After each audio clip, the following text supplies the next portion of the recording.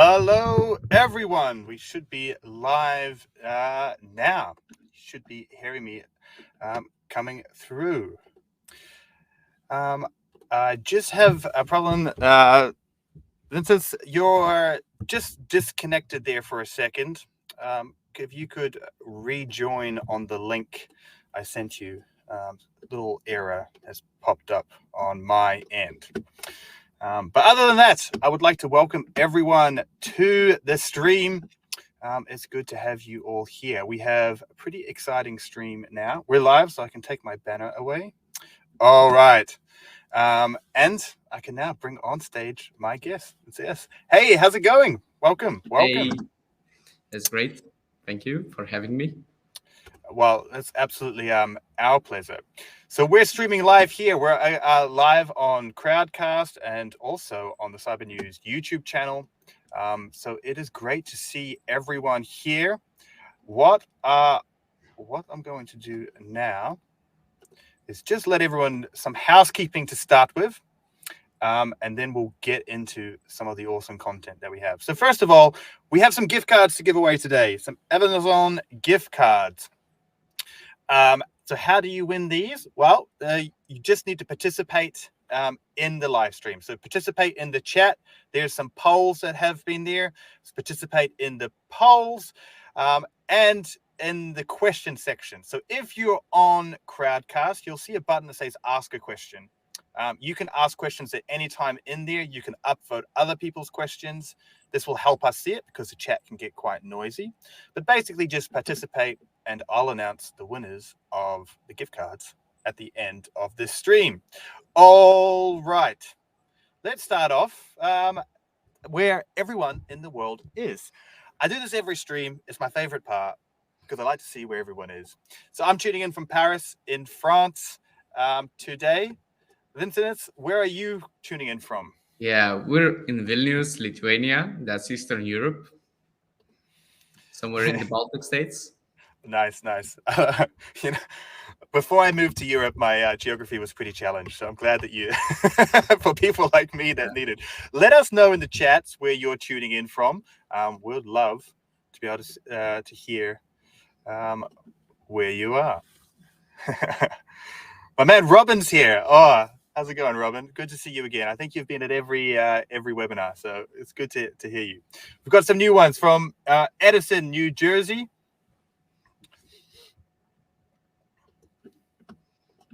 Coming through. The Hague, Netherlands. I do love The Hague. Great place. From Chile, North Carolina, France, Portugal, Naples, Italy, Nigeria, Rome, Poland. It's so cool to see where everyone's coming in from. I love to see it. We also have a lot on this from Bulgaria on the Cybernews channel. Oh, this is awesome! A global event through the power of the internet. So anyway, thanks for that, guys. It's awesome just to see the reach that we can get with these things. And lots of different places. And it's cool to connect with the security and developer world everywhere. All right, so our topic today is going to be about some research that the Cybernews team has done. It's awesome, and we're going to get a pretty cool breakdown of that. But I'm going to start off with a little bit about what secrets are and what we're going to be talking about. So the research, the core topic is going to be secrets leaked inside Android applications. So applications downloaded from the Android store. But a question that some people might have if they're new here is, what are secrets? So basically digital authentication credentials, anything that grants access to data, to systems. So typically these are going to be like your API keys. They could be credential pairs. They could be security certificates, anything along those lines. So these are highly sensitive and we don't want to have them exposed. Why do they exist? Well, we have changed how we build applications. So this is a very oversimplified example, but if we have our application, are you going to build credit card processing or will you use Stripe? Are you going to build out your own authentication or will you use Okta? Are you going to manage your own database or will you get Mongo to have a managed database? And we can extrapolate this to hundreds of different services. Then once that application is running, we need infrastructure. So cloud infrastructure on AWS, we need to have automated integrations. We need to have automated testing. All of these things need secrets to be able to access and authenticate ourselves with. Then once the application is run, the marketing team will want tools to be able to monitor everything, Salesforce, Slack, Zendesk, and then we'll probably build our own services as well. So you can see that we end up with lots of these secrets that we need to manage, and they're easily kind of found in lots of different places. So how many places are these secrets found? How big of a problem is this? Well, I'm going to start with some research that GitGuardian did very quickly to preempt what Cybernews is going to show today. So you probably know this website, GitHub, the largest code sharing platform in the world. 90 million developers use this. You may have found out about GitGuardian because you may have accidentally leaked a secret on it, and we sent you a message. But GitGuardian monitors GitHub for all throughout the year. Every single contribution that's made to GitHub, we scan for secrets. And last year, 2021, we found 6 million secrets, 6 million credentials, 6 million API keys, 6 million database URLs. 6 million total. This is public in GitHub, so in public repositories. So this is a huge problem. But what GitGuardian hasn't done is we haven't looked at other areas in terms of Android applications. Specifically, we've looked at Docker, but we haven't looked at other package managers. And today we're going to get an insight into that, which is really, really cool. Some of the secrets that we typically find in GitHub, things like data storage, so access to databases, your cloud provider keys. This is a massive one. Over 1 million cloud provider keys that were valid were leaked last year on GitHub. So that's a lot of access into someone else's infrastructure, and a lot of nefarious things you can do, and lots of different other ones. Private keys, developer tools, messaging systems, access to version control platforms. So secrets can span across multiple different categories here. So I have a poll first up that I want to ask everyone here. So if you're in Crowdcast, you'll see a poll button on the side. There is a poll that is active now. And if you're not on Crowdcast, if you're tuning in from YouTube or somewhere else, you can let us know in the chat what you think. So what percentage of Android applications, so this is on the Play Store, do you think will contain a secret? Less than 5%? 15%, 25%, or do you think it's a widespread problem and there's going to be like more than 50% of applications contain secrets? Let me know what you think in it, and I'll show you the results. So I'll give it a few more seconds to coming through. This is actually quite surprising. This is not the results that I was expecting. All right, so I've just made the poll results visible here. So 60% of people think that more than 50% of the applications contain secrets.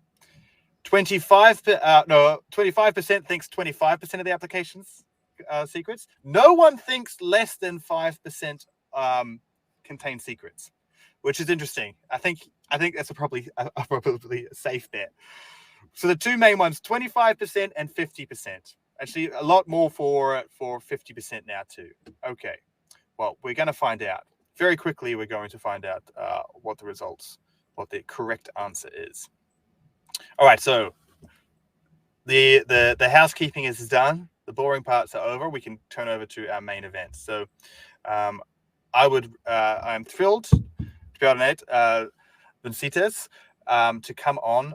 I apologize if I'm getting your name, if you get your name wrong. It's all right. Vincentas. Usually Vincentas in Lithuania. I was gonna go, so I was like, should I go with the Vincent, like the easy English cop out, or should I try? I tried, but this is great. So I'll get you to maybe introduce a little bit about yourself.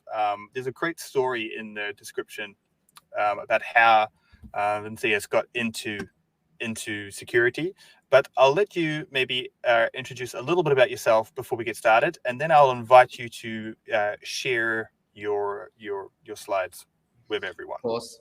Of course. So basically, I'm an information security researcher working at cybernews.com.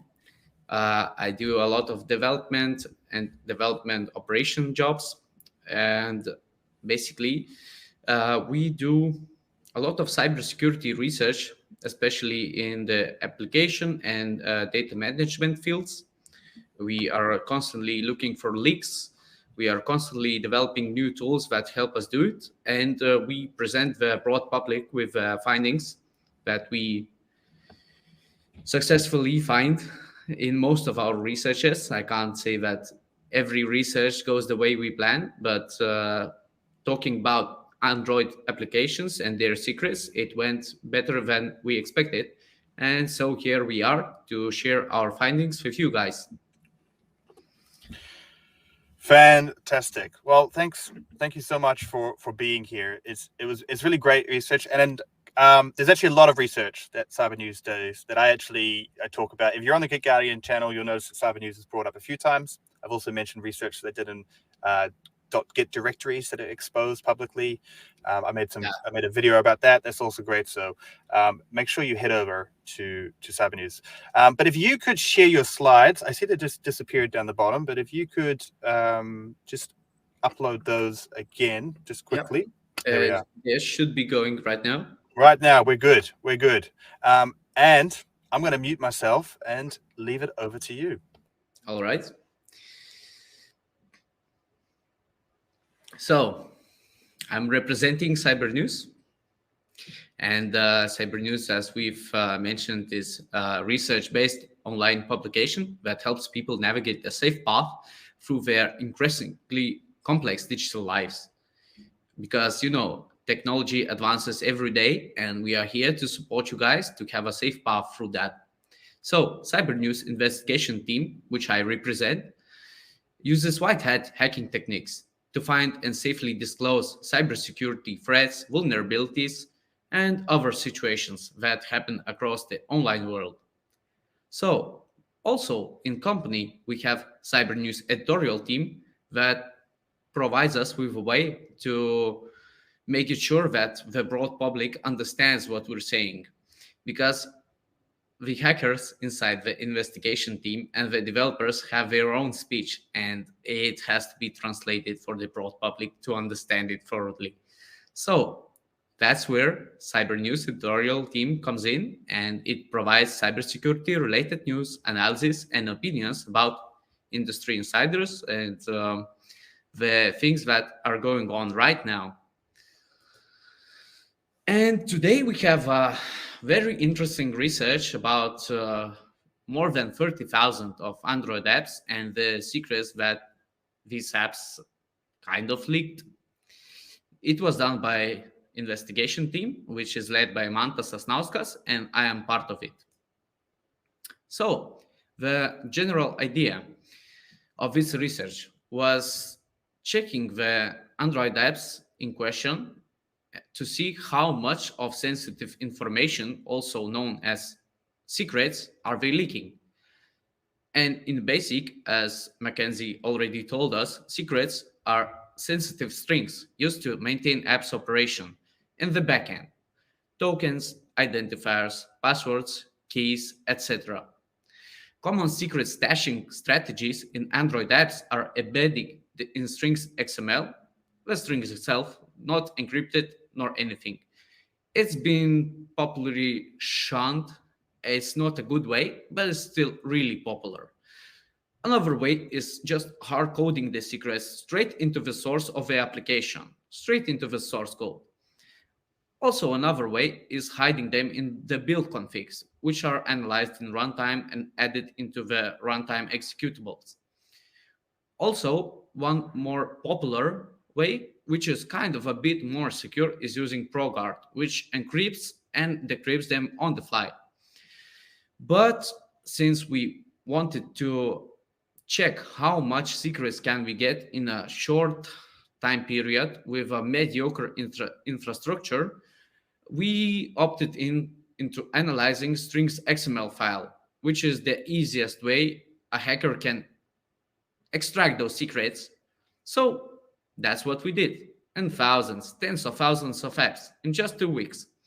Because our goal was getting as much as possible in a short time frame with mediocre infrastructure so that any basement hacker could do it. So we had 2 researchers, 2 weeks, 2 personal computers, and eventually 2 servers. But I'm going to get some more information about that in the meantime. So basically, this was our scope and our outcome. We've had almost 43,000 applications scraped from the Google Play Store.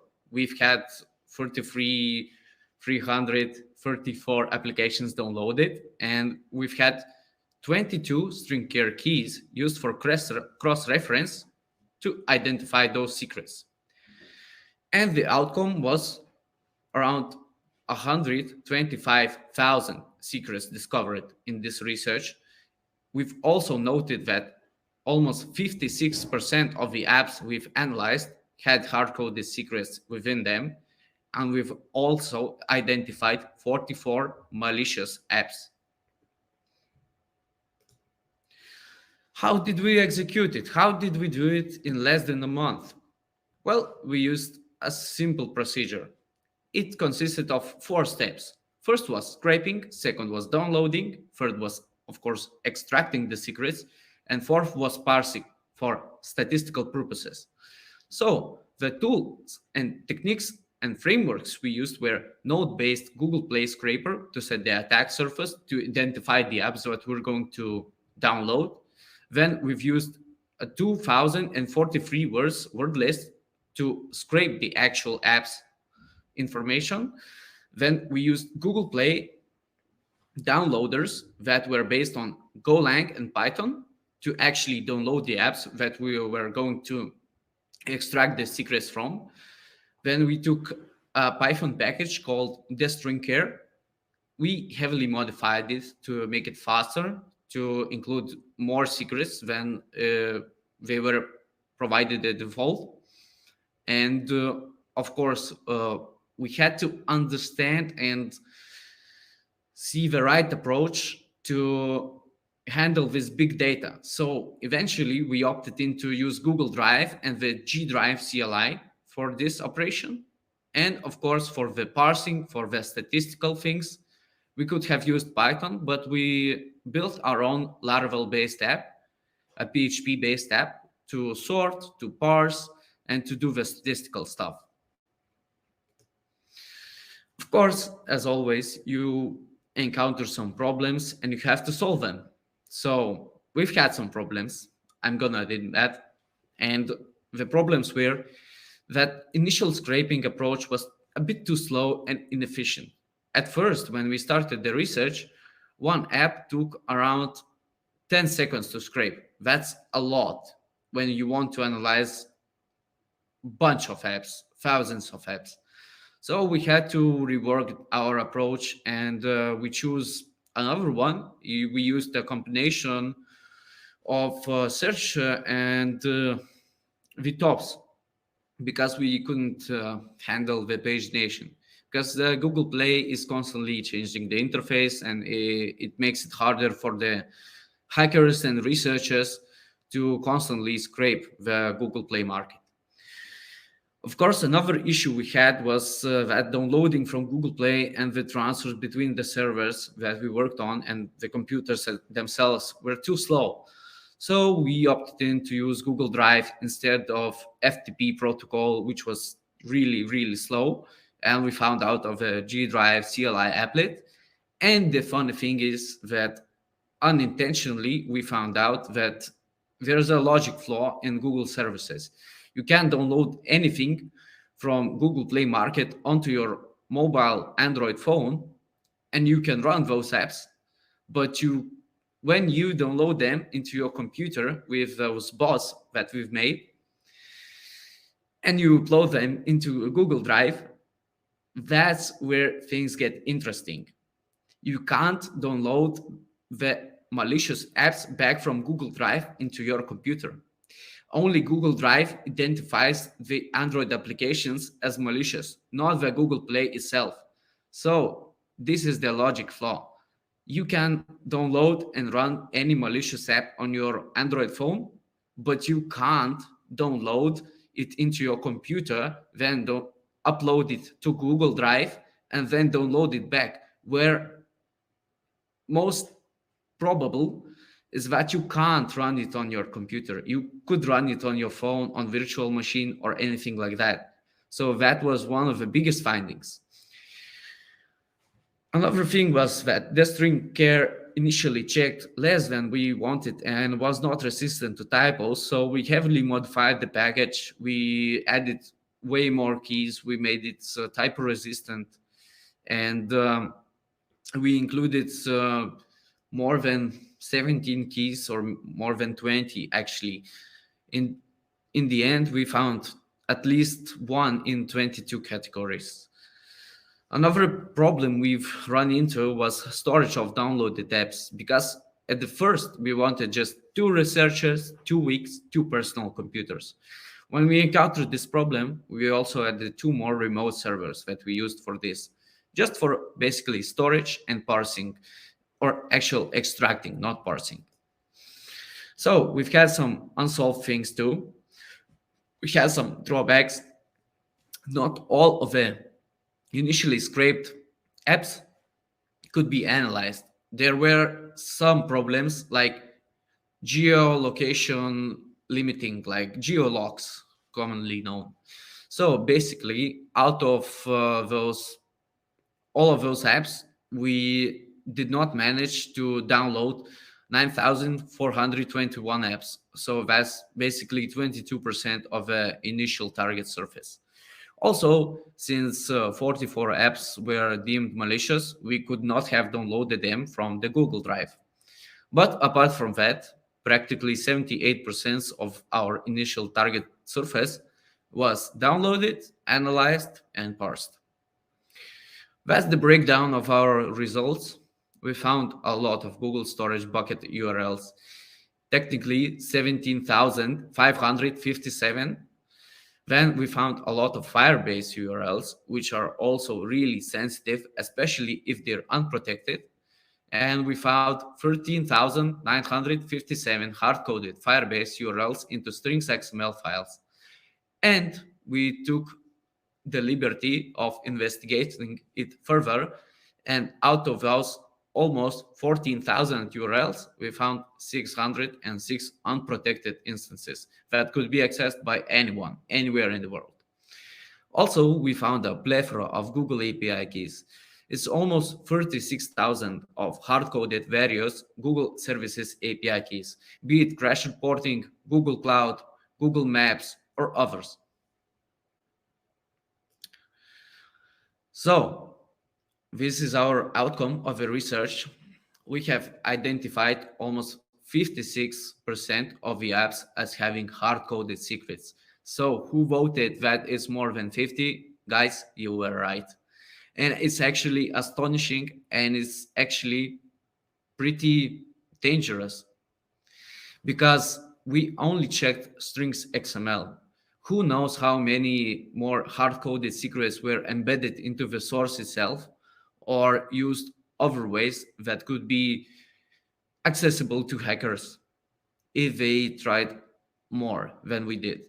Our approach was being as fast as possible with this one. Also, you can see some main statistics here that I've broken down a bit in the previous slide.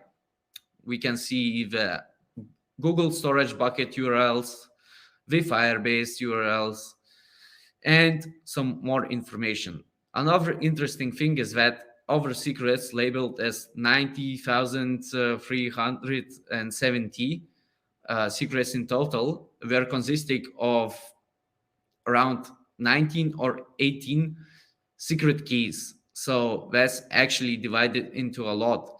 But we've checked for a lot of keys as well. So we've had Amazon, AWS identifiers, and even internal tokens if some developers labeled their APIs as internal, and they left internal API keys, IDs, tokens, everything like that. We had it as well. Also, since we've done a bit of statistical research in the final part with parsing, we've tried to see how much and which one of the categories in Android Google Play market which was the most vulnerable. So basically, by found secrets, we can see that health and fitness was the most vulnerable category because we found almost 8,700 secrets laying in the apps that were assigned to health and fitness category. Following that, it was education with 8,000 and a bit more secrets. Third was the tools with almost 8,000. Fourth was the lifestyle category with 5,700. And fifth was the business with 5,000.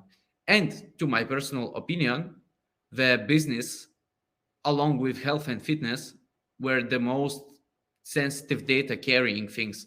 You wouldn't want to sign up your business into an app that leaks sensitive information because your whole enterprise could be in danger then, as well as you wouldn't want that in a personal sense in health and fitness, because in health and fitness you provide a lot of personal identifiable information, and not even that, but some very specific information about yourself.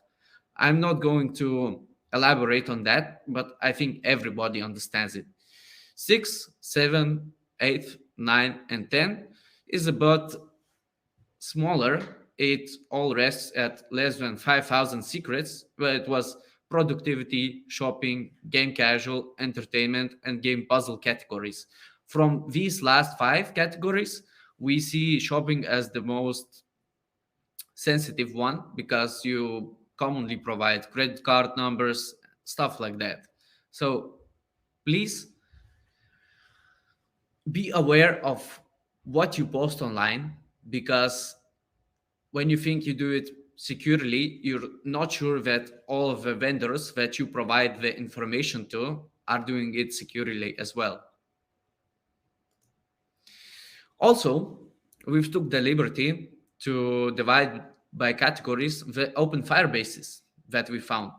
As I've mentioned before, in total there were 606 open firebases from 33,000 apps.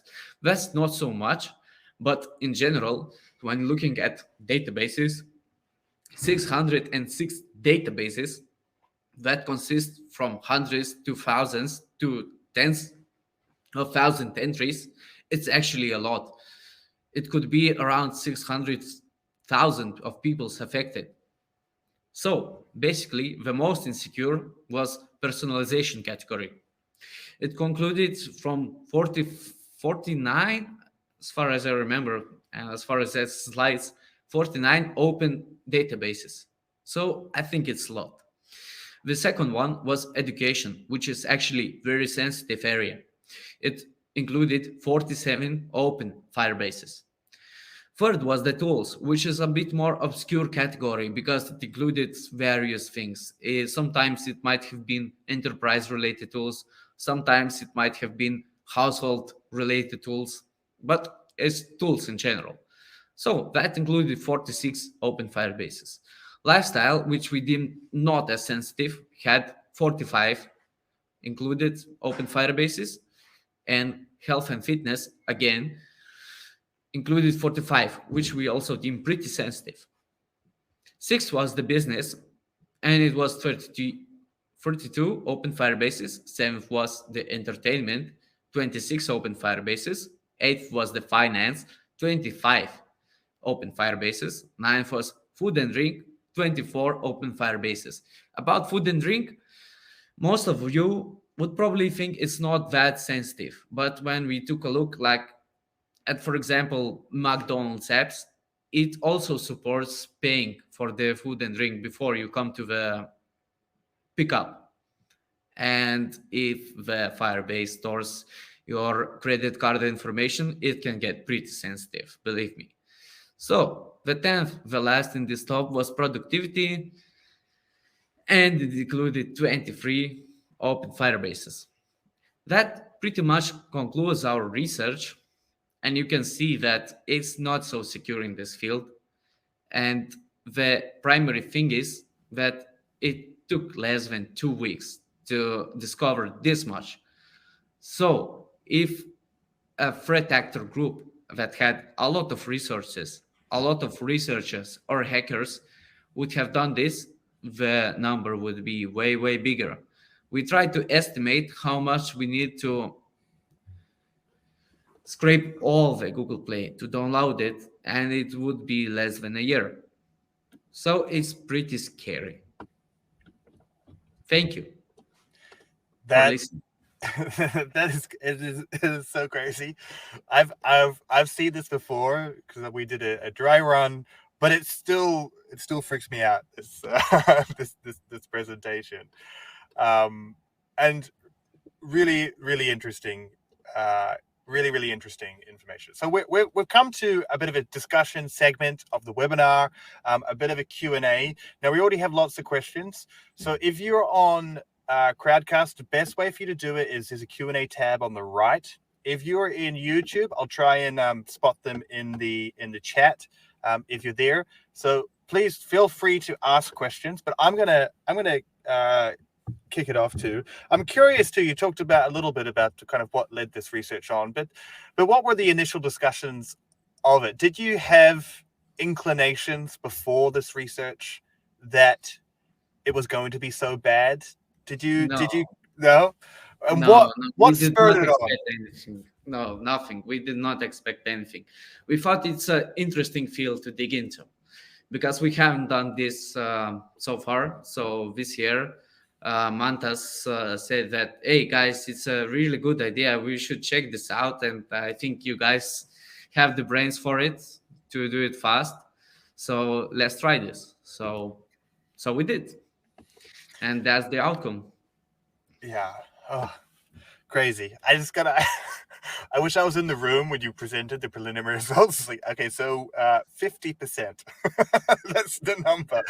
All right, I'll ask another question, then I'll take to the audience too. Now, I wanted to talk about just where you're finding these secrets in the Android app. So obviously, you're decompiling the APKs here a little bit. Are you looking in all of the source code, or are you looking in? You mentioned the strings.xml file. Yeah, this approach we took, we analyzed strings XML. That's pretty simple because when you usually decompile binaries, it's a bit of a hassle. But since it was Android and Android apps are running on Java, all of the JARs, jar files are basically archives. You don't even have to decompile them at first. Strings XML is just a file in an archive. So that's why we took this approach, because one app to analyze took us less than 10 seconds to extract the secrets from XML. That's including the scraping, the downloading, and everything. Maybe some apps which were heavier in size took up to 15 seconds. So that's how we were able to do it in less than 2 weeks. Okay, great. So we've got lots of questions here. I'm just trying to coordinate some of them. So I'm going to go through. We have lots of questions that are we have lots of questions that are similar. So I'll put one. So here we are from Kamal, and there's a lot like this too. Where should we hide secrets? So he's given an example of a Firebase.json token. There's another one in there that gives the example of a Google Maps API. This is a question also that Sam is asking. Can you tell us how to secure them? Secrets is a difficult thing to secure. I don't know if this is your field of expertise. I have some notes on how to secure secrets in Android applications, but I must confess. We have only some, of course, as well, because every approach takes a different way. But definitely encrypting secrets is better than not encrypting them. Storing them in the strings XML file is probably the worst idea ever I would have, because it's in plain text, it's easily analyzable, it's really easy to extract them based on case. Even like this is a bad idea to include them in the source code, but even including them in the source code is a bit better idea than including them in strings XML. So personally, I would suggest either obfuscating and storing them in ProGuard or something like this, or even better, storing them not in the client side, not in the apps themselves, but having something like an approach of dynamically getting them from the servers. So you would have like approach where you would store some sensitive information in the client side, of course obfuscated, encrypted, that connects to the server that you want to connect, and that's from the server itself they get the secrets. So nothing would be stored in the client side itself, and it would be a really big hassle to extract them, because nothing is stored in the file, it's stored somewhere else, and you would have optional additional security measures to protect the extraction procedure. Yeah, definitely. And there's a question that's kind of around that too, and I can elaborate too. Like, is there a mechanism to like, like an API, for example? So Actually there is, but I wouldn't suggest it using as well. Okay, because there's the Android Key Store API, which you can use for dynamic secrets, but you wouldn't recommend that. Yeah, I wouldn't, because first of all, like keyring in Linux, you would suggest the question suggests that it's the client secrets, the user secrets. It's not the same thing as the developer secrets that we store in the client side. The keyring or keychain or whatever is basically user passwords. It's not the same as developers' passwords. And API, of course, there's an API in Android. It's most of the applications are developed behind it, but it's not a way to store secrets. In my personal opinion, of course, somebody could probably argue with me, but that's what I would say. Developers, security people arguing? Never. Yeah, so I mean, like, just to because there's so many questions around this, there are some resources of like, someone was like, is there kind of a Google how-to guide of this? And there is, and the Android docs, there's definitely information about that.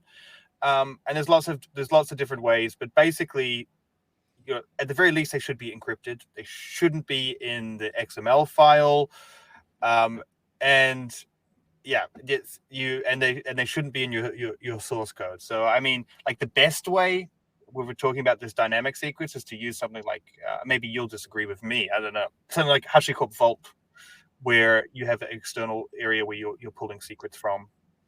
Yeah, that's what I would suggest too, not in the client side. Yeah, and if you're storing fixed secrets, I mean, if you're storing fixed secrets, then you're already less secure. So this isn't, you should do this. But of course, not everyone has a vault set up. It's difficult if you're trying to get something done.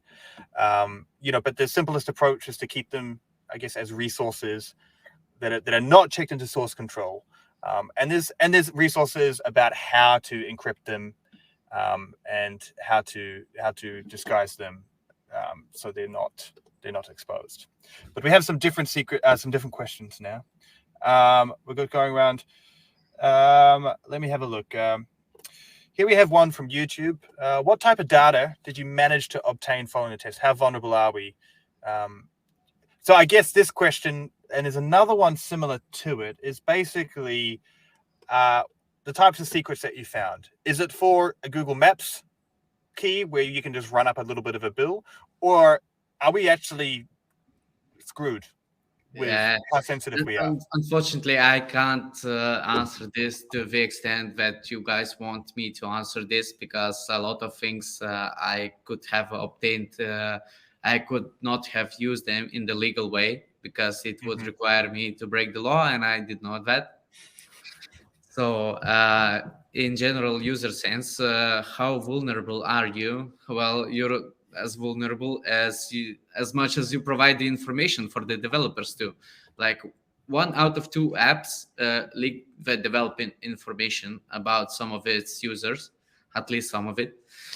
So it's a pretty vulnerable case, but it all boils down to personal cyber hygiene. If you don't upload too much information about yourself into those apps, they can't leak it about you guys. So it's most of the things that we were looking for were secret. So it's in general sensitive information. But some of them it was less sensitive than others. If, for example, an app leaks crash reporting API key, it's not as sensitive as leaking a key or authorization token to an internal API where most of the users get their data stored into. Yeah, got it. Very diplomatic answer. I like it. But yeah, it's a really difficult question to answer. We had some questions about private keys that I'll talk about soon. But on this note, like if you have a private key leaked in an Android app, that might not be for anything special, or that could be a private key that decrypts all of your information, that gives admin access to something that allows you. There's no way of knowing that unless you then start attacking or using that in a malicious way. Even if your intent isn't good, if you're breaking into a house with good intention, you're still breaking into a house, unfortunately. Yeah.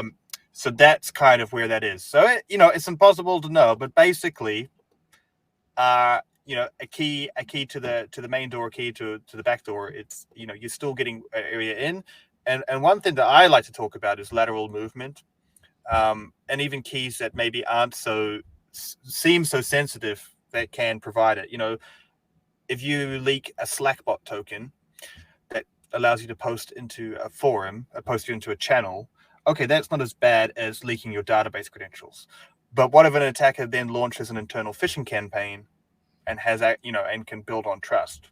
Then we can move into different systems, and we see this all the time. So like how sensitive is it? Even a very unsensitive key could be used effectively by a malicious party. Here's another question that I don't think you'll be able to answer, but I'll see how you diplomatically get around this one. What is the most notable apps that leak secrets? Like, you probably can't say, but without saying the names of the apps or anything, there's so much applications on the Play Store. Yeah, You talked about what it would take. Unfortunately, I can't say the names. No, but were there? we can see categories. So there were some communication and entertainment names that were widely known, that have big city names within them. I'm And going to get you into trouble. if I could, I would tell you guys, but I can't. No, definitely, definitely not. And I don't want to get you into trouble too. But yeah, you're handling them very well. Hey, I have one very important thing for you guys to say. Please come visit cybernews.com and you will definitely see some notable applications that have been exposed in this research. We already had like at least 3 of them, and there's plenty of more coming. Yeah, that's great. So if you're not already, cybernews.com, there's a newsletter that you can subscribe to. There's awesome articles in there. A lot of Cybernews media outlets that we also won't name. Other ones, don't do a lot of research themselves, publish other findings. But on Cybernews, you'll be the first to know on a lot of really cool research we've done. One of my favorites is the research you guys did on exposed.git directories. I use that in my presentations to talk about it. And that takes a lot of resources to effectively be able to do that. So thank you for doing that. And everyone, make sure you head over to Cybernews. It's cybernews.com. I don't need to put it up to too much, but I'll put it down there anyway, just in case you don't know how to spell it. Make sure you do hit that. All right. Before we get down to the end, I'll just double check and see if we have any more kind of notable questions here at the moment. And see if there's any that we've missed. We have a lot of questions, but it's hard to whoa. Okay, we have huge amounts of questions. I don't think we're going to be able to get through all of them, and it's hard. A lot of them are similar. Okay, here's a question about the research that you did, and the method that you took. I'll just bring it up on the screen if I can find it again. Here we are. Okay, so why are there so many different technologies used? Now, this question was asked at the point where you explained how you were scraping and downloading and all the different tools that you were using to deduct it. why was so many different things needed in this Oh case yeah, of question? course I can answer this one. It's pretty easy because when you have a very short time frame, you have to use as much open source possibilities as possible. Possibilities possible, but yeah, in general, you have to use the tools that are already available, and you either tinker with them or use them as is.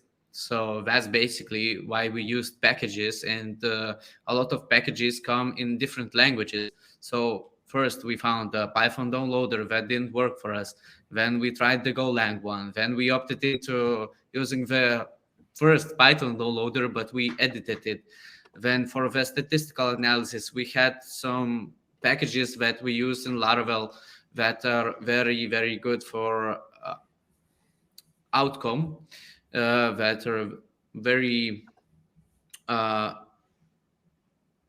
that have a high availability for this specific purpose. And that's why we don't frame ourselves into some specific technology. We use as much as possible as long as we understand it and we have a short time frame to get it around to work. So since we've been doing the programming, the researching things for more than 1 year, more than 2 years in our team, we don't have that cage where we put in us into like it's gonna be all just Python. It's gonna be all just Golang. It's gonna be about the result. It's not about how you approach it. The result is the matter. And this package that we used in this case was the one that was able us to provide us with ability to do it in less than 2 weeks with a very, very short time span and a lack of people to work on it. So it was just 2 people, just 2 weeks. So we had to have a wide array of tools to choose from and to understand which of the tools are going to be the best in this case. Yeah, that's it's 2 weeks, 2 people. That's really quite crazy because especially when you think about the hacking organizations today, like people still think of a hacker as someone in the basement with a hoodie on. But today hacking organizations are businesses. They have employees. They have people taking vacations. They have bonuses. Like all of their actual companies. It's an So people enterprise, a absolutely, lot and of people have resources. All right, we're gonna just take one more question, maybe two more questions, and then of course. I'm looking at the time. So this one here, this is a more general question. We'll say, and I mean I have some opinions on this. Basically asking, are cross development environments like Flutter and React Native more secure or less secure? This argument that's going on. My take on this is that nothing is more or less, well, some things are, but if you're talking about the fact that you're relying more on APIs or relying more on libraries, all of this is risk considerations. But this should be able to mitigate. It shouldn't be. You shouldn't using a framework, a popular one, shouldn't make you more or less secure. Even if you are having to deal with more sensitive information, if you're handling it correctly in the first place. But it does. I guess if you're using more libraries, if you're using more dependencies, if you're connecting to more APIs and you have more keys to manage, okay, it affects a little bit what you have to handle, but that doesn't mean it's insecure. It just means that you have a little bit more to manage. I mean, what would your I thoughts think be? you answered this for myself. I mean, you just said all the things I would have said. Because the more endpoints, the more personal caution you would have to secure them. So if you have a framework or cross development frameworks or whatever, you might just have more endpoints to secure. It doesn't mean that all of them are insecure. It all boils down to what you personally do and how much of your work you have to put in to make it secure. So if you do everything by the book, if you make all the endpoints secure, there's no problem. In general speaking, the more dependencies you have, the more chances are that the dependencies could be corrupted or hacked. So of course, technically you could build everything in plain PHP and plain JS and things like that, but looking at the enterprise perspective, it would cost a lot of more time, a lot of more of brain power and everything. So it's not a way that you build apps in the enterprise and solutions in general. So you basically use dependencies, and it's pretty common. And this approach would not have lived on if it was in generally insecure. If you update everything, if you manage your keys as you should manage them, you don't leak sensitive information, you can use either way. You can do the plain text one, or you can do the framework one, and it's going to work out the same way. But it's just about the work you put into. If you're not going to rely on dependencies, then you're going to put in more work doing it all by yourself. If you're going to rely on dependencies, then you have to make sure that all the dependencies you use are secure. Yeah, you added perfectly to it. And I think we're on agreement there. Yeah, and one other thing, I had an argument with someone, a professional discussion with someone about this. Where we're talking about the supply chain risk, and they mentioned using all these dependencies is really making us less secure. And I was like, well, I'm not sure, because if I build, if I'm using a dependency to pass information from one area to another, then that dependency has been looked over by lots of people. Maybe there's a vulnerability in there. Nothing's perfectly secure, but I can guarantee that if I built that myself, there would be vulnerabilities, because it's not my sole focus. So it's an interesting question. All right. Well, I think we're running out of time now. So thank you everyone for the questions. I'm sure I've personally found it really, really interesting. But we do have one more section on this. Past our QA. I don't have a prize announcement slide. We'll leave it here for prize announcements. Okay, so we have some prizes that we can give away. We have some Amazon gift cards here. Everyone's most exciting part. So the winners of the gift cards for today are... I'm just building suspense while I'm trying to find the people. Okay, Kamal, congratulations. You have won an Amazon gift card. Thank you very much for participating so much. And we have another one here that I'm just finding. Oh, we have lots of tied people. So, and Medhan, you have also won an Amazon gift card as well. So congratulations. I will reach out to you guys all after the webinar. Congratulations. Thank you for participating. It was really good. I'll reach out to you after the webinar, and I'll let you know how to claim. Well, I should send them to you. All right. That brings to the end of it. My final slide, my one plug for GitGuardian. I always need to do at least one. If you don't want secrets in your source code, then make sure you check out GitGuardian. We can help detect where you do have secrets so that they don't end up inside Android applications. But with that all out the way, I encourage everyone to please head to Cybernews if you haven't already. Make sure you subscribe. They do great research here. In the chat, you will see a link to Cybernews' article that this is all referencing from. So please go check that out as well. And also subscribe whilst you're there. So Vincent, I got mixed up. Vincentas, thank you so much for being here. It's fascinating. Thank you for all the work that you guys do at Cybernews and helping bring us awareness to this. And I really hope that we can have you on another webinar. I know that everyone's really enjoyed it. For having us. It's been an honor. It's been really nice communicating with you and expanding your knowledge as much as we can. Fantastic. So with that, everyone, thank you for joining. We will end the stream now. And I hope everyone has this is the last webinar before Christmas. So everyone have a great Christmas, have a great festive season, and be safe. Thank you, everyone.